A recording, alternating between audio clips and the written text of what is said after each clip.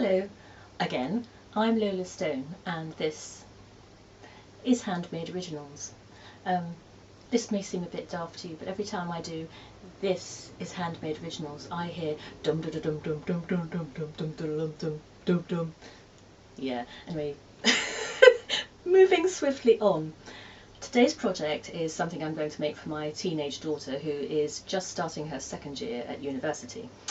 Like many others, she's gone back to a different room, and the room she now has is lovely, and it has an open fireplace in it, which is very splendid, but with all health and safety regulations, she's not allowed to light any fires, so she just has an empty fireplace which is begging for some focal point to be in there. So I think initially she was thinking of a plant, but knowing what students are like, I just don't think that plant is going to get watered and it will probably die, which is not very good feng shui for her room. So I was thinking, as an alternative, I'm going to try to make her something which will be a sort of focal point, not a plant, sort of not quite a fire, but heading in that direction. So let me show you the sort of thing I have in mind. First of all, I'm going to build a sort of basis which is going to be sort of, I suppose, the equivalent of coals, which will be like the basis on which I'm going to stick other things. All this will become clear as I go along. Now, I don't know if you remember when I made these letters, I used expandable foam, which comes in an aerosol can like this. This is just one of many different brands I'll show you, but this is the sort of thing it's used for generally when you've got drainage and pipes going in and out of a house. It's used either to insulate the pipes or to fill the holes in, because when you press it and it comes out, it just expands hugely. I didn't use it for pipe work. I got a tray, lined the tray with cling film, and then just filled the tray with it. So I ended up with a vast expanse. That's just one corner that was left of expandable foam. So what I'm going to do, I'm breaking this up. This is one I prepared earlier, and these are the rocks or coals that I've made so far. So I'm just going to make this a bit more asymmetrical, because obviously if it is going to be a coal or something like that, it's not going to come out of the ground like that. So I'm just really roughing it up by breaking it. If you're in a bad mood with anyone, this is a really good thing to do. And I'm just taking off any of the smooth back of it where the cling film was, just to give me a rough old shape, which is what I'm looking for. I have to have quite strong hands to do this, I guess. What you can do, what I did earlier, was I got this letter opener, I just sort of stabbed it to weaken it before I pulled the bits up. Really what I'm trying to do is just get rid of all these straight edges, just to make it look a bit more natural. I think that will do. Now, I have my hot glue gun here, which has been warming up. Excellent, put that out of the way. And really what I'm going to do is I'm just going to randomly stick these on top of each other, trying not to make it look like too much of a pattern, but more just a natural bit of rock sticking together. So I'm just going to put a bit of glue on there, stick that bit perhaps there. I'm going to put a bit on there. Just try and let them fall where they may. Well, I'm back, and here we have my final combination of rocks, which is going to form the base for the fire, or the pastiche of a fire, or the sort of arty fire, which I'm going to stick on top. So obviously I don't want it to be this colour, and what I thought was some combination of black and gold, or possibly just gold, but the thing is I haven't done this before, so I really don't know what it's going to look like. So I'm going to just spray it. I think I'm going to spray it gold initially. I'm just going to use this metallic gold paint. Obviously you need to shake hugely. You'll see I've put newspaper down. From previous experience, let me tell you, you always have to cover a much wider area than you think, because I've already, you can see here, sprayed the table silver from this previous project when I was making the letters, so I've covered a bit more. Let's see how we go. It's better to do kind of short bursts. Because this has got lots of holes in it, you need to do it from lots of different angles. I think you can see already it's starting to look more rock-like and less like expandable foam. Actually, I quite like that, and also where we've still got some of the cling film stuck to it, which I didn't quite manage to pull off, it looks like a sort of natural formation. You know, sometimes you get those facets forming in rock.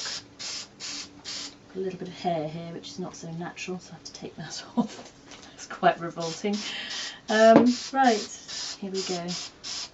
I'm going to carry on with this, and then I'll come back to you when I've finished. So here are the rocks now that I've finished spraying them, and actually I'm really pleased with the way they've turned out. Initially I was thinking of also spraying them a bit of black so that some of the gold showed through, but I quite like it just completely gold, so I think I'm going to leave it like that. One of the most difficult things whenever you're doing a creative project is knowing when to stop, because whatever you do, there are always various different routes you can go down of different possibilities. Unless you're going to make 10 or so different versions of it so that you can explore every single possibility, as you go along, each time you have to just choose one as the route that you're going to follow. And I'm going to follow the route where I just leave it gold. But if you wanted to do something similar, of course you can make them pink, you can make them yellow, you can make them green, you can make them spotty, you can do all sorts of things with it. This is just to give you an idea so that hopefully you'll feel inspired to do something a bit different yourself. Now, what I'm going to do, the next thing I'm going to do is make sort of tongue-like shapes, rather like the shapes I made on the Fascinator if you want to look back at that video. And here is one of the shapes which I've made like a sort of flame, I would guess, but I would like to think of it as more of an interpretation of a flame, and I'm going to wire that by simply taking some florist's wire. I've got white florist wire here, which is very pingy, and I'm going to zigzag on my sewing machine. That's why it's sitting here on the table. So I'm sitting on a very low chair at a very high table. This is the next flame tongue I'm going to sew, and what I want to do is have a piece sticking out like that. I want it to go all the way around the edge to here and up to the top. Now, as you can see, this is not quite long enough, so I'm going to have to, here's a little piece that was left from one of the previous ones. I'm going to have to join this, and this is how you do it. It's really easy, but instead of doing one round the other, you have to twist them each around each other so that they are both bending, because otherwise they simply won't hold. So that's quite neat, I hope. I'll show you how we go. So stick this out about that much so that you have something to twist together when you've done the other side, and then you've got a stem, if you like, to poke it in. I'm going to do this because bend it at about 90 degrees or so, so that you've got that ready made. I'm going to start sewing from about here. So I'm going to put this under my sewing machine. Now, I don't want to damage my sewing machine, so I have to be a bit careful about how I do this. When you put your foot down, not the foot on your leg, but the foot on your sewing machine, obviously, you can put the wire, it's just narrow enough to put between the little gap here, and that I find is the best way to make sure that when you're doing a zigzag, and set it for quite a wide zigzag, I put mine on about 2.5, 3, that you don't hit the wire with your needle, because that will cause the needle to break. So I'm just doing this by hand. I'm not putting my foot on the pedal yet until I'm clear of this bit at the back, so that, just going around the corner a little bit here right now, as I'm going round, I'm going to start putting my foot on the pedal. That's it. Can you see? I'm just trying to get my hand out of the way. I'm keeping the little wire in that gap there, and if it goes in straight in that gap, I know that the needle will jump either side of it. If it does break, the bottom part with the thread going through will be held by the thread, and the top part is held by this little bolt here. If you're at all nervous about it, wear glasses. It is a bit scary when the needle breaks. It does happen sometimes, but if you go slowly, as I'm doing,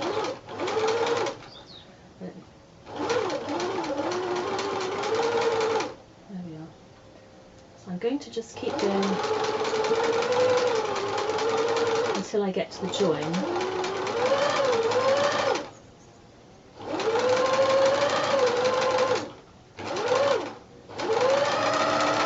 Now, I'm just coming up to the join here, and I really, really don't want to scratch the underside of my foot, because if you do that and then you subsequently sew a sheer fabric, it will be snagged and it will catch on the fabric. So you have to be very careful here. And what I do is actually just lift it over and then move it. And then move it. It's rather like that song, isn't it? Move it, move it. But you don't let the machine pull it through. You pull it through yourself so that you know that you're not scratching. You can just pull it through as quickly as you can. Obviously this is just an ornament, so it's not as if it's got to withstand the stresses of being worn or anything like that. Right, now I'm back out of the mended bit, so I can literally just go to the tip here.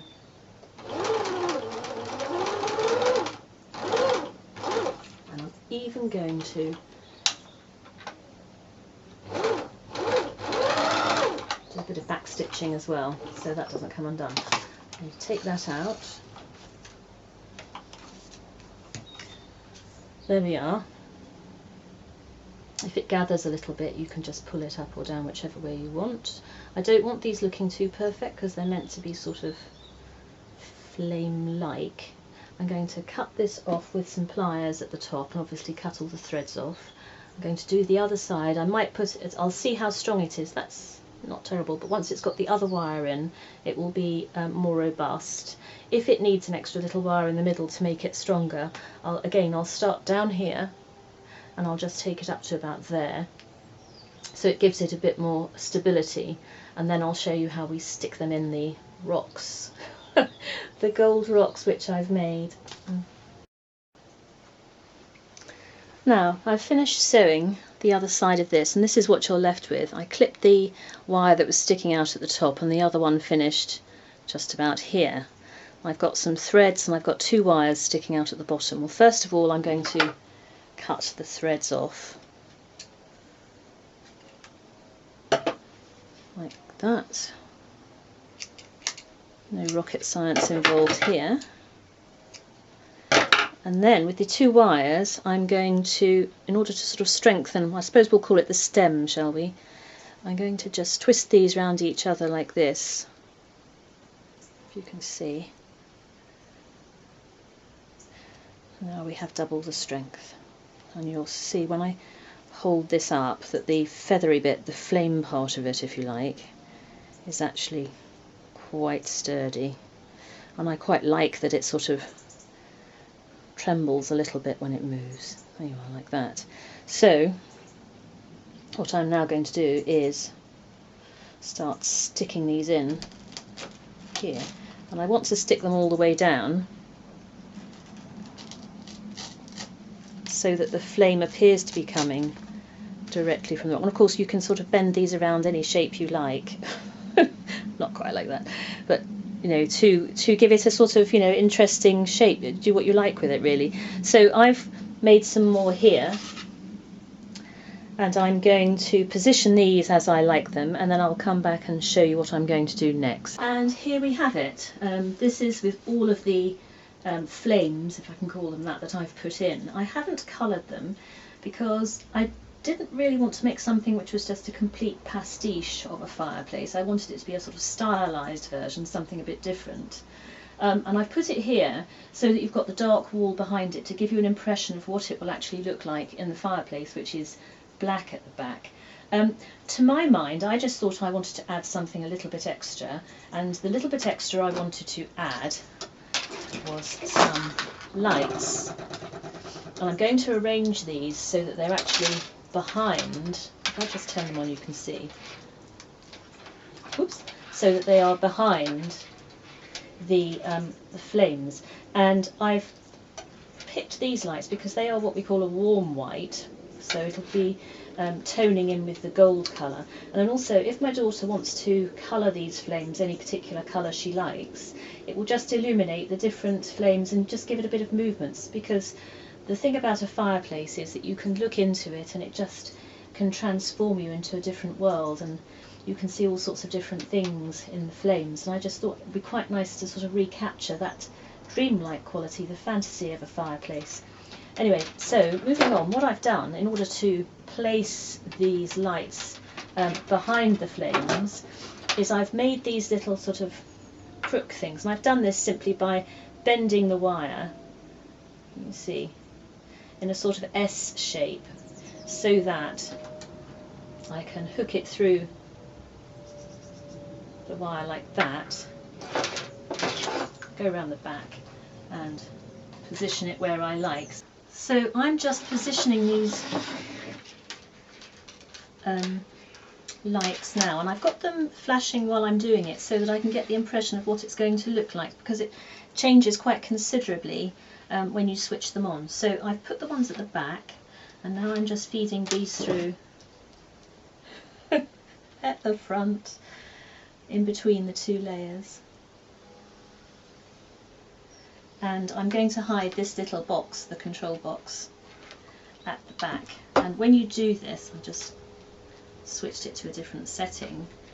When you do this, it's quite a good idea to just keep checking from the front to make sure that you're aware of what it looks like, and obviously you can change it as you go along. I quite like that, actually, looking at it. So here we have a lovely handmade original sort of fireplace present for my daughter, who, being a teenager, may love it or may absolutely hate it. So we're just taking it up to her university now, and I'll let you know how we got on. I might be bringing it back with me. Anyway, this is Handmade Originals. So this is the fire in situ. What is my daughter's reaction? It's very cute.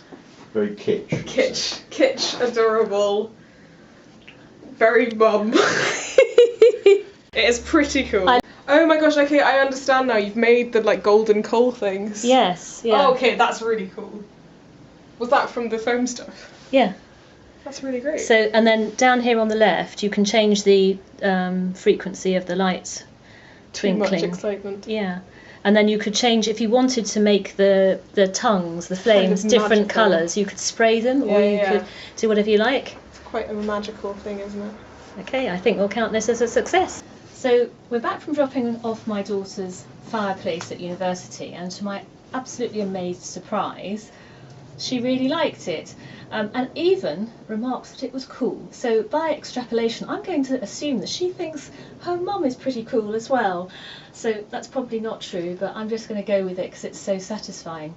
The interesting thing about the fireplace was, from my perspective, that as I was doing it and as I look at it now on film, it's given me lots of other ideas about different routes I could take in changing it and creating it differently. And I think what I'll do next time, and I think there will be a next time, is I'm going to make it much more abstract and not quite a pastiche heading towards a fireplace, but a much more abstract and perhaps more interesting diversion from the real thing. So I think a win-win situation, a win because my daughter likes it, and a win because it's also been quite inspirational for me and given me lots of other ideas which we will revisit in later videos.